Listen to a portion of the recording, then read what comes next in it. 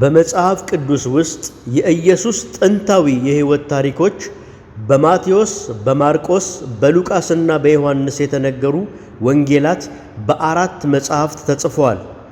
እናም ስለ ኢየሱስና ስለ ትምህርቶቹ በግለሰብ ደረጃ የሚነገሩ ታሪኮች በብዙ ሰዎች ዘንድ የተለመዱ ቢሆንም እነዚህ መጻሕፍት ግን ከመጀመሪያው እስከ መጨረሻው ካነበብናቸው የኢየሱስን ታሪክ ከአጠቃላይ መጽሐፍ ቅዱሳዊ የታሪክ መስመር ጋር እንዴት እንደሚያገናኙት ለማየት ብዙ የሚያቀርቡበት መንገድ አላቸው። ወንጌላትን እንዴት እናንብብ? በመጀመሪያ ወንጌል ማለት መልካም ዜና ማለት ነው ካልን ምን አይነት መልካም ዜና ነው የሚል ጥያቄ ያስነሳል።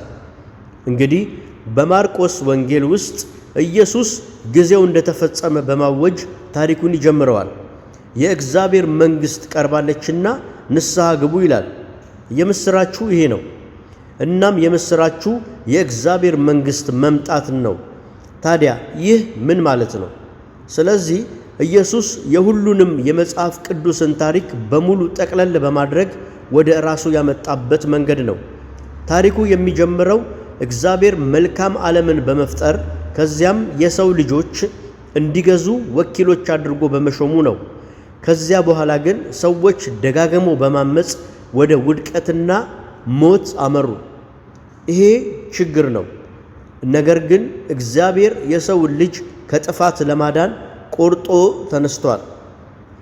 ይህንን የማዳን ፕሮጀክት ለመስራትና እግዚአብሔር የአዲስ ፍጥረት ታሪክ ለመጀመር አብርሃምንና ቤተሰቡን መረጠ። ከዚያም እግዚአብሔር በሙሴ አማካኝነት ይህንን የመረጠውን ቤተሰብ ከባርነት አውጥቶ ወዳዘጋጀላቸው የተስፋይቱ ምድር አወጣቸው። በእነርሱ በኩል አሕዛብን ሁሉ ወደ እርሱ ለመመለስ ነበረ ሐሳቡ። ከዚያ በኋላ እስራኤል መንግሥት ሆነች። እንደ ዳዊት ያሉ አስደናቂ ነገሥታቶችንም አፈራች። ነገር ግን በመጨረሻ እስራኤል አመፀች፣ ወደ ጥፋትም አመራች። ነገር ግን በእስራኤል እግዚአብሔር ያስነሳላቸው ነቢያቶች በተለያየ ጊዜ እግዚአብሔር ተስፋ እንዳልቆረጠ ይናገሩ ነበር። እርሱ ራሱ መጥቶ እስራኤልን እንደሚመልስና የእርሱን ፍትሕና ሰላም ወደ አሕዛብና ወደ ፍጥረቱ ሁሉ እንደሚያመጣ ተስፋ ይሰጥ ነበር። ይህም ተስፋ የእግዚአብሔር መንግሥት ብለው ይጠሩት ነበር። እናም ኢየሱስ ወደ እስራኤል አመጣዋለሁ ያለው ይህንን መንግሥት ነበር። ኢየሱስም የምሥራች ያለው የእግዚአብሔር መንግሥት ይሄ ነው። ይህም የአዲስ ፍጥረት መምጣት የሰው ልጅ እግዚአብሔር ወዳዘጋጀለት ወደ መጀመሪያው ዕቅድ ይመልሰዋል። በእግዚአብሔር አጋርነት የሰው ልጅ ዓለምን መልሶ እንዲገዛ ለማስቻል። ወንጌሉ ብዙ ታሪኮችን ያካትታል። ኢየሱስ ሰዎችን ከሞትና ከበሽታ ነፃ እንዳወጣ፣ ስለ ልግስና፣ ስለ ይቅርባይነት፣ ጠላትን ስለ መውደድ፣ ስለ ምሕረት ያስተማራቸውን ትምህርቶች ያካትታል።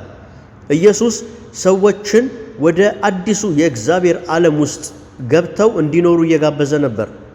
ስለዚህም ይህ ከወንጌል ዋና ዓላማዎች ውስጥ አንዱ ነው። ኢየሱስ ሙሉውን መጽሐፍ ቅዱሳዊ ታሪክ እንዴት ወደ ፍጻሜው እንደሚያመጣ ለማሳየት ነው። ስለዚህም ነው የወንጌል ጸሐፊዎች የኢየሱስን ታሪክ የዕብራይስጥ ቅዱሳት መጽሐፍት ጽሑፎችን በመጠቀም የኢየሱስን ታሪክ ያቀርባሉ።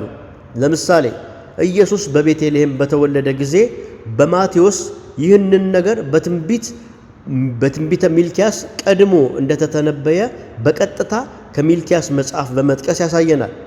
እንደዚህ ያሉ ቀጥተኛ ጥቅሶች በተደጋጋሚ ይታያሉ።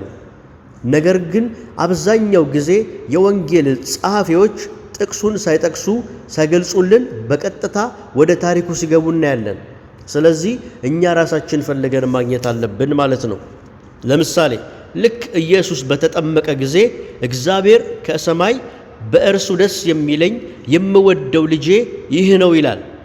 አንዳንድ ፍለጋዎችን ብታደርጉ እንደዚህ አይነት ንግግሮች በመጽሐፍ ቅዱስ ውስጥ ከሶስት የተለያዩ የመጽሐፍ ቅዱሳዊ ጥቅሶች የተወጣጡ ሐረጎችን ሲያጣምር ታገኘዋለህ። የእግዚአብሔር ቃል ኢየሱስ የዳዊት ንጉሣዊ ልጅ የአብርሃም ዘርና ስለ ሕዝቡ ኃጢአት የሚሰቃይ አገልጋይ እንደሆነ ያሳየናል። የወንጌል ጸሐፊዎች አብዛኛውን ጊዜ ይህንን በእያንዳንዱ ገጽ ላይ ያደርጋሉ። አንዳንዱ መጽሐፍ የአብርሃም ወይም የሙሴ የዳዊትና የነቢያት ታሪኮች ሁሉ እንዴት ወደ ኢየሱስ እንደሚጠቁሙ ያለማቋረጥ ያሳያሉ።